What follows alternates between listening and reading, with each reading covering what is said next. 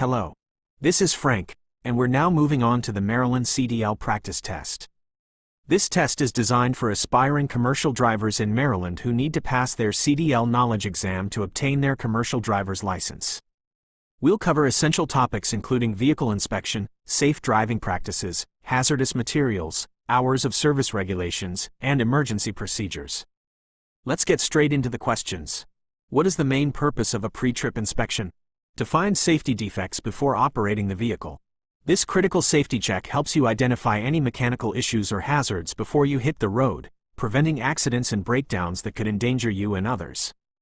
Moving on. Steering wheel free play on a 20-inch wheel should be no more than about 2 inches of movement. Excessive play in the steering wheel indicates worn steering components that could lead to loss of vehicle control, so staying within this limit ensures proper steering response. Next question. Minimum tread depth on front steering tires is 4/32 inch. Front steering tires need deeper tread than other tires because they're critical for maintaining directional control and proper braking, especially in wet conditions. Let's continue. Minimum tread depth on other tires is 2/32 inch. While not steering tires, these still need adequate tread to maintain traction and prevent hydroplaning, though the requirement is less stringent than for front tires. Time for the next question. The low air pressure warning must activate at about 55 to 75 psi. This warning gives you advance notice that your air pressure is getting dangerously low, allowing time to safely stop before the spring brakes automatically apply. Next up, in most vehicles, spring brakes will start to apply when air pressure drops to about 20 to 45 psi. Spring brakes are your emergency and parking brake system, and they automatically engage at this pressure range to bring your vehicle to a stop if you lose air pressure. Let's see what's next. With brakes applied, the maximum air loss for a combination vehicle is up to 4 psi in 1 minute. This test helps you identify air leaks in your brake system. Exceeding this limit indicates a dangerous leak that needs immediate repair. Here's another one. A safe following distance for a 60-foot rig at 50 miles per hour is at least 7 seconds or more. Large commercial vehicles need much more stopping distance than cars, and this following distance gives you adequate time to react and stop safely. Continuing on. Good drivers look ahead, 12 to 15 seconds in traffic. Looking this far ahead allows you to spot hazards early, plan your moves, and avoid sudden braking or steering that could cause loss of control. Moving on. At a railroad crossing, you should never shift while crossing the tracks. Shifting gears while on the tracks risks stalling your vehicle in the most dangerous possible location, where a train collision could be catastrophic. Next question. Hazardous materials vehicles required to stop must stop between 15 and 50 feet from the nearest rail. This distance keeps you close enough to clearly see and hear approaching trains while far enough away to avoid being struck if a train passes. Let's continue. When do most loads require placards? When quantity and material class meet placard thresholds. Placarding requirements depend on both the hazard class of the material and the amount being transported, ensuring proper warning to emergency responders and other drivers. Time for the next question. Placards for hazardous materials must be visible on all 4 sides of the vehicle.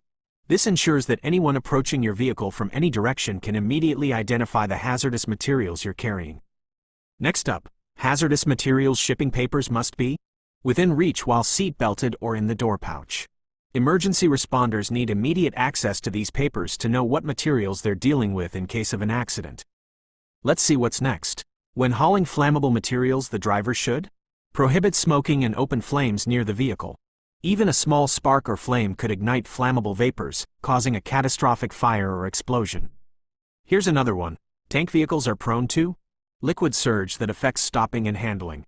The movement of liquid in partially filled tanks creates dangerous forces that can push your vehicle forward when braking or cause rollovers in curves. Continuing on. Smooth bore tanks without baffles have stronger forward and backward surge. Without internal baffles to break up liquid movement, these tanks experience the most severe surge effects during acceleration and braking. Moving on. Outage in a liquid tank means leaving space for thermal expansion. Liquids expand when heated, and without this expansion space, the tank could rupture from pressure buildup on a hot day. Next question. Before descending a long steep grade, you should select a lower gear before the hill. You must be in the proper gear before starting down because it's extremely dangerous to try shifting once you're already descending. Let's continue. The proper braking method on long downgrades is: use a controlled snub braking technique. This involves applying firm brake pressure to reduce speed, then releasing completely to let brakes cool, preventing brake fade from overheating. Time for the next question. If your brakes fail on a downgrade, you should use an escape ramp if available. Escape ramps are specifically designed to safely stop runaway vehicles, using deep gravel or sand to absorb the vehicle's energy. Next up, on slippery roads you should turn off the retarder to prevent drive wheel skid. Engine retarders can cause drive wheels to lock up on slippery surfaces, leading to jackknifing or loss of control. Let's see what's next. Anti-lock braking systems ABS help you maintain steering control during hard braking. ABS prevents wheel lockup, allowing you to steer around obstacles even during emergency braking situations. Here's another one. When backing a trailer, the safest practice is to use a spotter and get out and look. You can't see everything from the driver's seat, so using a spotter and checking your path prevents backing accidents. Continuing on, convex mirrors show a wider area but make objects appear smaller. These curved mirrors eliminate blind spots but distort distance perception, so you must account for objects being closer than they appear. Moving on, to test the parking brake after coupling, apply it and gently tug forward. This test confirms the parking brake will hold the combined weight of your tractor and loaded trailer. Next question. To test service brakes, move slowly and brake firmly to check pull or delay. This test reveals problems like brake imbalance or air system delays that could cause accidents at higher speeds. Let's continue. Manual slack adjuster free play at the pushrod should be no more than about 1 inch with brakes released. Excessive slack means brakes are out of adjustment and won't apply properly, significantly increasing stopping distance. Time for the next question. Proper coupling requires the fifth wheel jaws to close around the shank of the kingpin. The jaws must grip the narrow shank portion, not the head, to create a secure connection that won't separate during operation. Next up, after coupling there should be no gap between trailer apron and fifth wheel.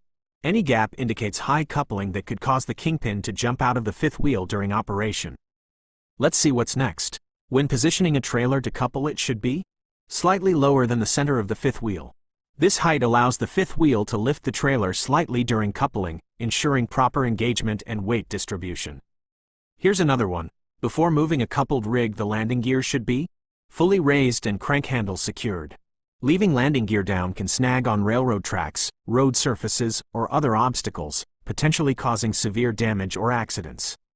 Continuing on, air lines between tractor and trailer must be properly connected with glad hands locked and lines supported. Secure connections prevent air loss and line damage, while proper support prevents lines from dragging or getting caught on road hazards. Moving on, to prevent a right turn squeeze off, you should keep the rear of the vehicle close to the curb. This prevents other vehicles from trying to pass on your right as you turn, which could result in them being crushed. Next question. Before entering a curve, you should slow to a safe speed and downshift if needed. You must reduce speed before the curve because braking in a curve can cause skidding or rollover, especially with a high center of gravity. Let's continue.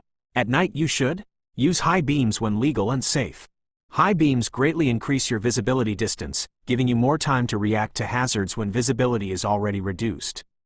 Time for the next question. Hydroplaning is more likely when speed is high and tire tread is low. Water builds up under the tires faster than it can escape, causing the tires to ride on a film of water and lose contact with the road. Next up, to check tire pressure accurately, use a gauge on cold tires. Heat from driving increases tire pressure, so checking when cold gives you the true pressure reading for proper inflation. Let's see what's next. Using a handheld mobile phone while driving a CMV is prohibited. Federal regulations ban handheld phone use because it significantly increases crash risk by taking your hands off the wheel and attention off the road. Here's another one.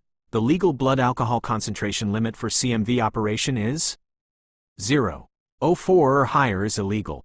Commercial drivers are held to a stricter standard than regular drivers because of the increased danger posed by large vehicles.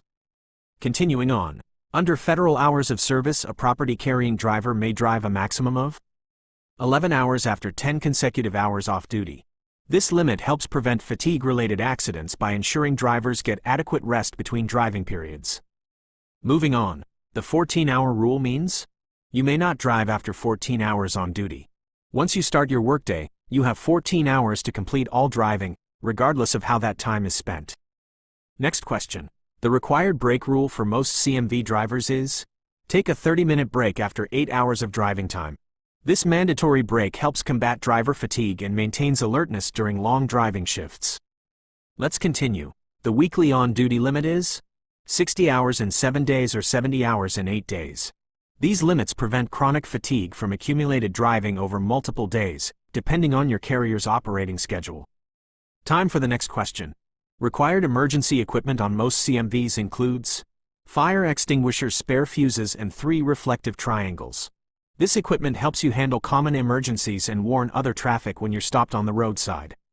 Next up, when stopped on the roadside, you should place warning devices promptly and in the correct pattern for the roadway. Proper placement gives approaching traffic adequate warning to move over or slow down, preventing rear-end collisions. Let's see what's next. School bus and certain passenger drivers at railroad crossings must stop, look, and listen before crossing. This mandatory stop protects passengers by ensuring no train is approaching before crossing the tracks. Here's another one. Bridges and overpasses tend to freeze before the rest of the roadway. These structures lack the ground's insulating warmth underneath, causing them to ice up first when temperatures drop. Continuing on. If your right wheels drop off the pavement, you should hold steering steady, reduce speed, and return when safe. Sudden steering movements could cause a rollover, so you must maintain control while gradually slowing before easing back onto the pavement. Moving on. For electrical or flammable liquid fires, you should use ABC or BC rated extinguisher. These extinguishers are designed for electrical and flammable liquid fires, while water could spread the fire or cause electrical shock. And that completes this practice test. Great job working through these questions.